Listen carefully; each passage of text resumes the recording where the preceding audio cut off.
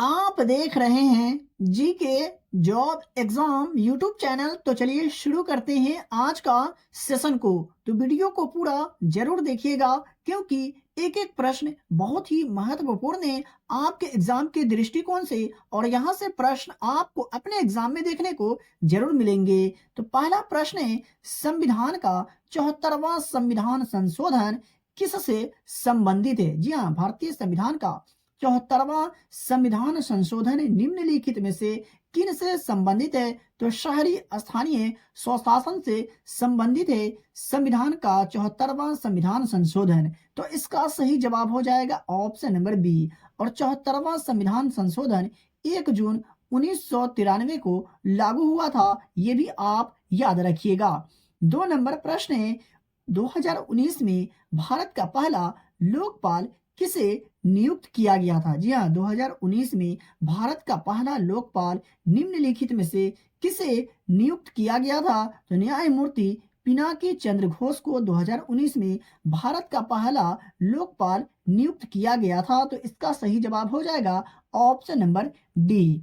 3 number प्रश्न है, भारतीय संविधान के किस अनुच्छेद के तहत संसद का गठन किया जाता है? जी हाँ, भारतीय संविधान के किस अनुच्छेद के तहत संसद का गठन किया जाता है? तो अनुच्छेद 79 के तहत संसद का गठन किया जाता है। तो यहाँ पर इसका सही जवाब हो जाएगा ऑप्शन नंबर ए। और अनुच्छेद 79 भारतीय संविधान के भाग 5 के अंतर्गत आता है, ये भी आप याद रखिएगा। देख लेते हैं दूसरे प्रश्न को।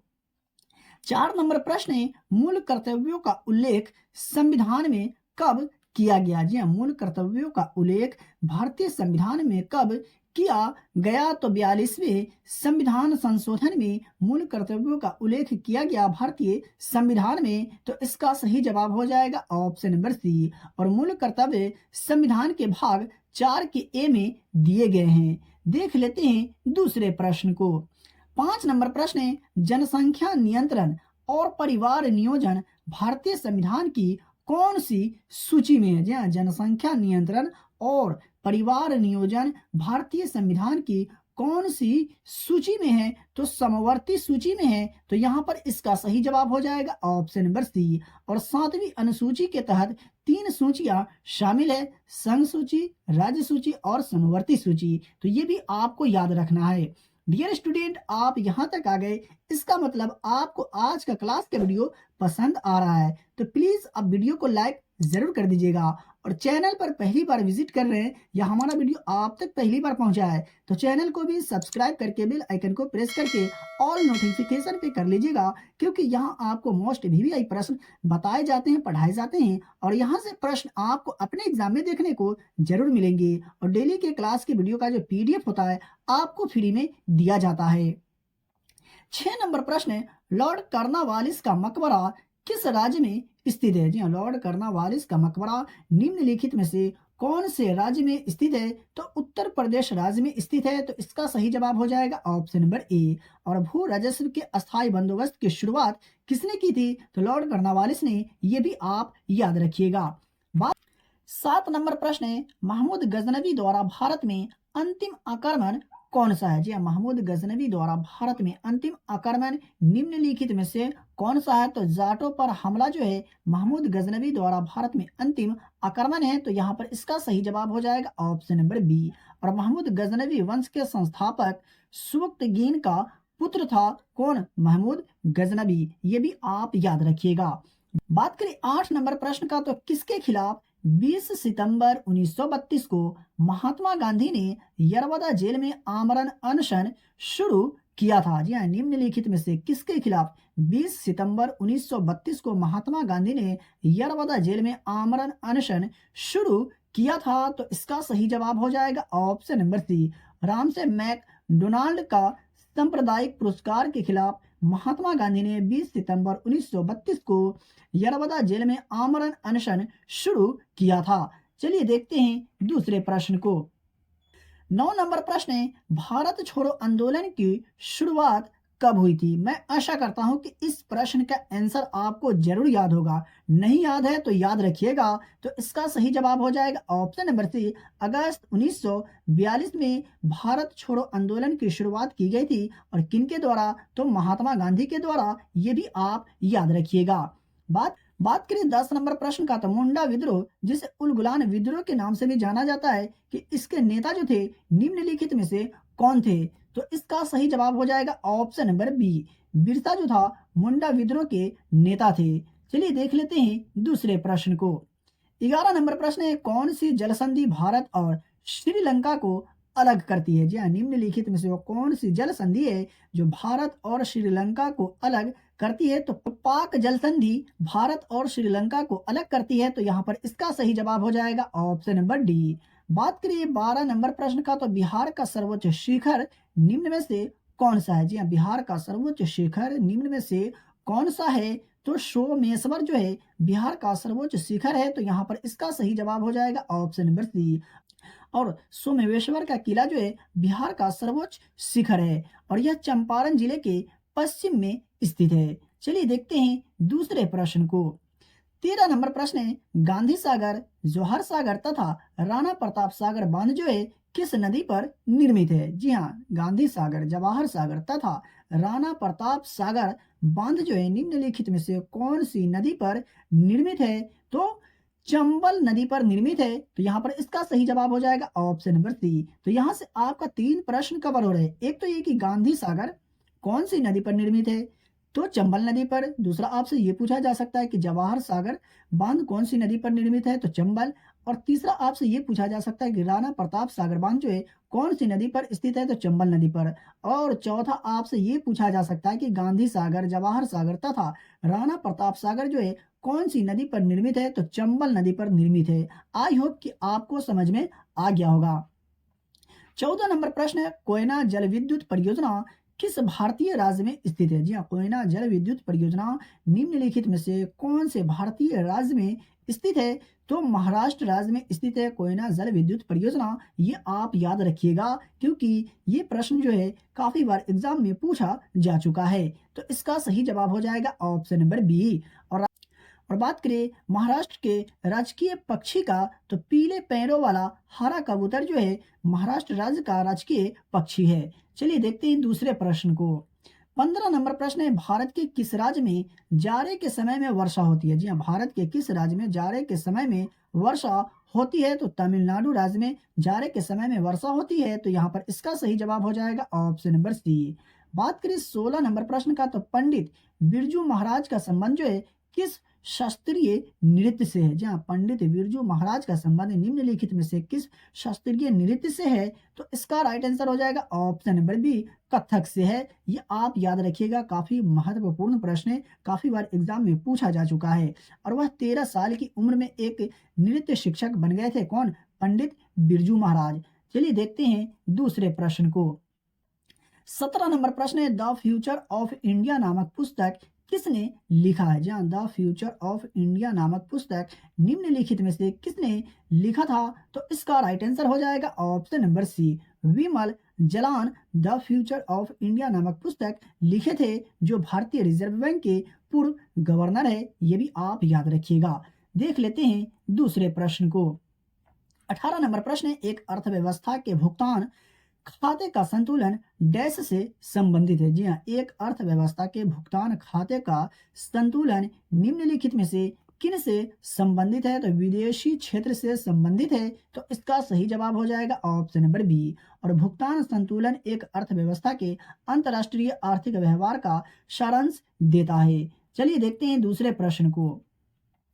19 नंबर प्रश्न है, भारतीय जूट उद्योग के लिए प्रमुख प्रतिद्वंदी कौन है? जी हाँ, भारतीय जूट उद्योग के लिए निम्न में से प्रमुख प्रतिद्वंदी जो है निम्नलिखित में से कौन सा देश है? तो बांग्लादेश है। तो इसका सही जवाब हो जाएगा ऑप्शन नंबर सी। और जूट को वेजिटेबल फाइबर भी कहा जाता है, ये भी आप याद रखिएगा, बिल्कुल भी कंफ्यूज आपको नहीं होना है। मैं आपको फिर भी बताते चलूं, अगर आपको किसी भी प्रश्न में डाउट हो, किसी भी प्रश्न के उत्तर में अगर आपको डाउट हो, तो आप हमसे कमेंट बॉक्स में कमेंट करके पूछ सकते हैं। सभी लोगों के कमेंट को मैं रीड करता हूँ, अगर कोई सवाल होता है तो मैं जवाब भी देता हूँ। बात करें 20 नंबर प्रश्न का, तो राष्ट्रीय हीरा संस्थान जो है कहाँ स्थित है? जी हाँ, राष्ट्रीय हीरा संस्थान कहाँ स्थित है? तो सूरत में है राष्ट्रीय हीरा संस्थान, तो इसका राइट आंसर हो जाएगा ऑप्शन नंबर बी। और इसे स्थापित कब किया गया? तो 1978 में। और यह भारत में हीरे, जवाहरात और गहनों के क्षेत्र में सबसे प्रतिष्ठित है। चलिए देखते हैं दूसरे प्रश्न को। बात करें 21 नंबर प्रश्न का, तो निम्नलिखित में से किसकी एक तीखी फल जैसी खुशबू है? जी हाँ, निम्नलिखित में से किसकी एक तीखी फल जैसी खुशबू है यानी सुगंध है? तो इथाइल एसीटेट का एक तीखी फल जैसी खुशबू है, तो यहाँ पर इसका सही जवाब हो जाएगा ऑप्शन नंबर ए। और बात करें इथाइल एसीटेट के रासायनिक सूत्र का, तो C4H8O2 इसका रासायनिक सूत्र होता है। 22 नंबर प्रश्न है, निम्नलिखित में से कौन सा एक अपरूप का उदाहरण नहीं है? जी हाँ, निम्नलिखित में से कौन सा एक अपरूप का उदाहरण नहीं है? तो स्टील जो है एक अपरूप का उदाहरण नहीं है, तो यहाँ पर इसका राइट आंसर हो जाएगा ऑप्शन नंबर डी। बात करिए 23 नंबर प्रश्न का, तो ट्रांजिस्टर किससे बना होता है? जी हाँ, ट्रांजिस्टर जो है निम्नलिखित में से किससे बना होता है? तो डोपित अर्धचालक से ट्रांजिस्टर बना होता है, तो इसका राइट आंसर हो जाएगा ऑप्शन नंबर सी। बात करें 24 नंबर प्रश्न का, तो मीना माता रोग किसके कारण होता है? मोस्ट वीवीआई प्रश्न है, आप याद रखिएगा। मीना माता रोग निम्नलिखित में से किसके कारण होता है? तो पारा के कारण जो है मीना माता रोग होता है, तो इसका राइट आंसर हो जाएगा ऑप्शन नंबर ए। और इसे पहली बार 1956 में जापान में खोजा गया था। कौन से रोग को? मीना माता रोग को। देख लेते हैं दूसरे प्रश्न को। 25 नंबर प्रश्न है, निम्नलिखित मिश्र धातुओं में से किसे अमालगम कहते हैं? जी हाँ, निम्नलिखित मिश्र धातुओं में से किसे अमालगम कहते हैं? तो पारा और जस्ता को अमालगम कहते हैं, तो यहाँ पर इसका राइट आंसर हो जाएगा ऑप्शन नंबर सी। 26 नंबर प्रश्न है, नेफोमीटर से किसकी माप की जाती है? जी हाँ, नेफोमीटर से निम्नलिखित में से किसकी माप की जाती है? तो बादल की मात्रा और गति की माप की जाती है नेफोमीटर से, तो सही जवाब हो जाएगा ऑप्शन नंबर बी। बात करें 27 नंबर प्रश्न का, तो प्रकाश विद्युत प्रभाव को डैश के रूप में माना जा सकता है? जी हाँ, प्रकाश विद्युत प्रभाव को निम्नलिखित में से किसके रूप में माना जा सकता है? तो तात्कालिक परक्रम के रूप में माना जा सकता है प्रकाश विद्युत प्रभाव को, तो इसका सही जवाब हो जाएगा ऑप्शन नंबर सी। और प्रकाश विद्युत प्रभाव एक ऐसी परिघटना है जिसमें पर्याप्त आवृत्ति प्रकाश धातु की सतह पर गिरने से इसमें इलेक्ट्रॉन उत्सर्जित किए जाते हैं। देख लेते हैं दूसरे प्रश्न को। 28 नंबर प्रश्न है, पारावाष्प प्रकाश हमेशा डैश रंग में होता है? यानी कहने का मतलब ये हुआ कि पारावाष्प प्रकाश में निम्नलिखित में से कौन से रंग में होता है? तो नीला रंग में होता है, तो इसका सही जवाब होगा ऑप्शन नंबर ए। और मरकरी वाष्प लैंप में लाल प्रकाश की कमी होती है, ये भी आप याद रखिएगा, आपसे प्रश्न पूछा जा सकता है। 29 नंबर प्रश्न है, कोबोल का पूर्ण रूप क्या है? यानी कोबोल का जो फुल फॉर्म होता है क्या होता है? तो कॉमन बिजनेस ओरिएंटेड लैंग्वेज जो है कोबोल का फुल फॉर्म होता है, तो इसका सही जवाब हो जाएगा ऑप्शन नंबर डी। बात करिए 30 नंबर प्रश्न का, तो युगलीना निम्नलिखित में से किस वर्ग से संबंधित है? जी हाँ, युगलीना निम्नलिखित में से किस वर्ग से संबंधित है? तो फाइटोमैस्टी गोफोरा से संबंधित है, तो इसका सही जवाब हो जाएगा ऑप्शन नंबर ए। और प्रोटिस्टा के अंतर्गत आता है युगलिना, ये भी आप याद रखिएगा, और यह मुख्य रूप से जलीय जीव है। देख लेते हैं दूसरे प्रश्न को। 31 नंबर प्रश्न है, HIV द्वारा होने वाला रोग जो है निम्नलिखित में से कौन सा है? तो एड्स जो है HIV द्वारा होने वाला रोग है, तो इसका सही जवाब हो जाएगा ऑप्शन नंबर बी। HIV का फुल फॉर्म क्या होता है? आपको कमेंट बॉक्स में कमेंट करके बताना है। देख लेते हैं दूसरे प्रश्न को। 32 नंबर प्रश्न है, न्यूटन के किस नियम में बल को परिभाषित किया गया है? जी हाँ, मोस्ट वीवीआई प्रश्न है, आप याद रखिएगा। न्यूटन के किस नियम में बल को परिभाषित किया गया है? तो न्यूटन की गति का दूसरे नियम में बल को परिभाषित किया गया है, तो इसका सही जवाब हो जाएगा ऑप्शन नंबर सी। देख लेते हैं आज का 33 नंबर प्रश्न को, तो निम्नलिखित में से किस पदार्थ का पीएच मान लगभग 14 होता है? जी हाँ, निम्नलिखित में से किस पदार्थ का पीएच मान लगभग 14 होता है? तो सोडियम हाइड्रोक्साइड का पीएच मान लगभग 14 होता है और एक प्रबल क्षार माना जाता है सोडियम हाइड्रोक्साइड को। ये भी आप याद रखिएगा। बात करें 34 नंबर प्रश्न का, तो मटर का वैज्ञानिक नाम क्या है? जी हाँ, मटर का वैज्ञानिक नाम क्या होता है? तो पाइसम सेटाइवियम जो होता है मटर का वैज्ञानिक नाम होता है। तो इसका सही जवाब हो जाएगा ऑप्शन नंबर ए। बात करें आज का 35 नंबर प्रश्न का, तो मानव शरीर में ऊतकों के निर्माण और सुधार करने के लिए डैश की आवश्यकता होती है। जी हाँ, मानव शरीर में ऊतकों के निर्माण और सुधार करने के लिए निम्नलिखित में से किसकी आवश्यकता होती है? तो प्रोटीन की आवश्यकता होती है मानव शरीर में ऊतकों के निर्माण और सुधार करने के लिए। तो इसका सही जवाब हो जाएगा ऑप्शन नंबर ए। और प्रोटीन को अक्सर शरीर की रचना खंड भी कहा जाता है। साथियों, अगर आपको आज का क्लास का वीडियो पसंद आया हो तो वीडियो को लाइक करें, और चैनल पर पहली बार विजिट कर रहे हैं तो चैनल को सब्सक्राइब करके बेल आइकन को प्रेस करके ऑल नोटिफिकेशन पे कर लीजिए, क्योंकि यहाँ आपको मोस्ट वीवीआई प्रश्न बताए जाते हैं, पढ़ाए जाते हैं, और यहाँ से प्रश्न आपको अपने एग्जाम में देखने को जरूर मिलेंगे। और इसका पीडीएफ लेने के लिए वीडियो के डिस्क्रिप्शन में दिए गए टेलीग्राम चैनल लिंक को ज्वाइन करें और डेली के वीडियो का फ्री में पीडीएफ प्राप्त करें। तो चलिए मिलते फिर से नए वीडियो में।